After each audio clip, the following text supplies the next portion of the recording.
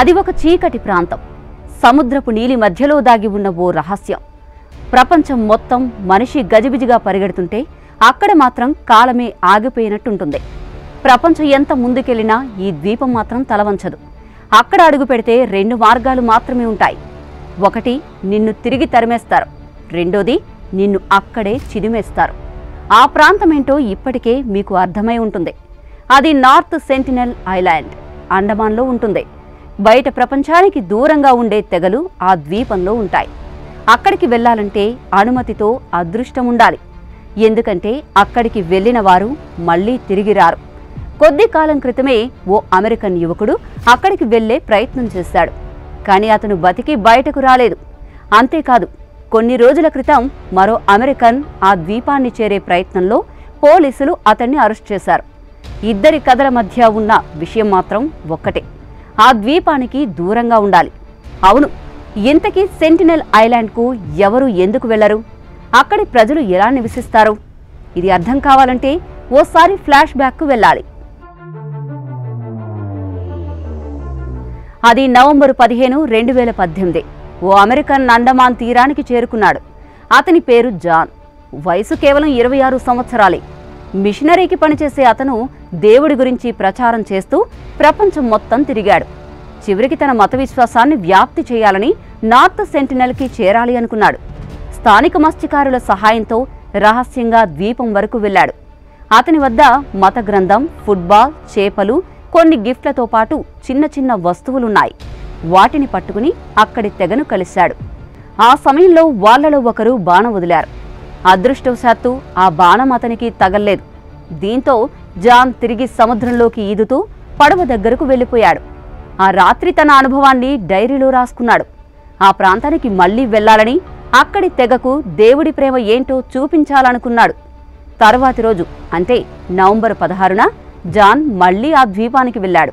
కానీ ఈసారి వెనక్కి తిరిగి రాలేదు. తెగ సభ్యులు అతని శరీరాన్ని తీయడం, బీచ్పై లాక్కెళ్లడాన్ని అక్కడి మత్స్యకారులు కొంత దూరం నుంచి గమనించారు. జాన్ అక్కడే మరణించాడు. అతని మృతదేహం కూడా దక్కలేదు. సీన్ కట్ చేస్తే ఏప్రిల్ 2025. నార్త్ సెంటినెల్ ఐలాండ్ మళ్లీ వార్తల్లోకి వచ్చేసింది. కారణం, మరో అమెరికన్ యువకుడు అక్కడకు వెళ్లడం. అతని పేరు మైక్. వయసు 24 సంవత్సరాలే. గత మార్చి 26న అతడు పోర్ట్ బ్లేయర్కు చేరుకున్నాడు. అక్కడ కొన్ని రోజులు గడిపిన తర్వాత మార్చి 29 అర్ధరాత్రి 1 గంట ప్రాంతంలో కూర్మదెర బీచ్ నుంచి ఒక చిన్న బోటులో సముద్రంలోకి దిగాడు. నార్త్ సెంటినెల్ ద్వీపాన్ని చేరాలి అన్నదే అతని లక్ష్యం. ఓ కెమెరా, GPS, ఒక కొబ్బరి బొండాం, కోకోకోలా బాటిల్, విజిల్ లాంటి చిన్న చిన్న వస్తువులు మాత్రమే ఉన్నాయి. ఉదయం 10 గంటల ప్రాంతంలో ద్వీపానికి ఉత్తర తీరానికి చేరుకున్నాడు. బైనాక్యులర్తో చుట్టూ చూశాడు. ఎవ్వరూ కనిపించలేదు. దాదాపు గంట సేపు అక్కడే నిలబడ్డాడు. ఆ తర్వాత అక్కడి కొన్ని మట్టి శాంపిళ్లు తీసుకుని వీడియోలు రికార్డ్ చేశాడు. ఆ తర్వాత మధ్యాహ్నం 1 గంట ప్రాంతంలో తిరుగు ప్రయాణం ప్రారంభించాడు. సాయంత్రం 7కి కూర్మదెర బీచ్ చేరుకున్నాడు. అక్కడి మత్స్యకారులు అతన్ని గమనించి పోలీసులకు సమాచారం ఇచ్చారు. దీంతో పోలీసులు అరెస్టు చేశారు. కేంద్ర హోంశాఖతో పాటు అమెరికా రాయబార కార్యాలయానికి సమాచారాన్ని అందించారు. ఇక పోలీసుల విచారణలో షాకింగ్ విషయాలు బయటపడ్డాయి. మైక్ ఇదంతా చాలా రోజులుగా ప్లాన్ చేసుకుంటూ వచ్చాడు. ద్వీపానికి ఎలా చేరాలో, ఎప్పుడెప్పుడు సముద్రం ప్రశాంతంగా ఉంటుందో, ఏమేం తీసుకెళ్లాలో అన్నీ ముందుగానే రీసెర్చ్ చేశాడు. 2024 అక్టోబర్లోనూ అతడు పోర్ట్ బ్లేయర్కి వచ్చాడట. ఒకసారి సెంటినెల్ ద్వీపాన్ని చేరే ప్రయత్నం కూడా చేశాడట. కానీ ఆ సమయంలో హోటల్ సిబ్బంది అనుమానంతో ఆపేశారని పోలీసులు చెబుతున్నారు. ఇంతకీ ఆ ద్వీపంలో ఎవరుంటారనే డౌట్ వస్తుంది కదా. ఈ ద్వీపంలో నివసించేవారిని సెంటినెలీస్ తెగగా ప్రపంచం గుర్తించింది. వీరి జీవన శైలి వేల ఏళ్ల క్రితం ఎలా ఉంటుందో అదే తరహాలో ఇప్పటికీ కొనసాగుతోంది.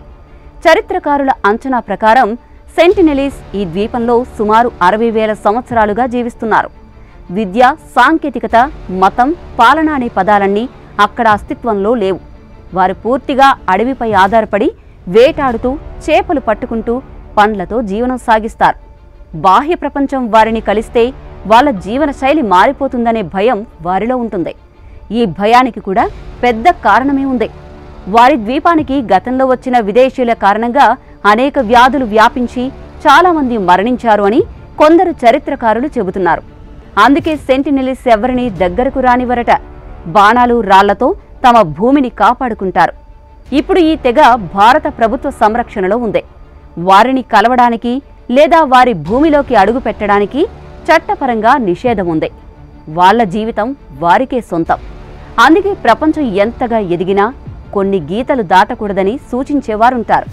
కొన్ని ప్రపంచాలు మన ప్రపంచంలోకి రావాలి అనుకోవడం తప్పు కాదు గాని మనం కూడా ప్రతి మూలను తాకాలని భావించడం తప్పే కావచ్చు.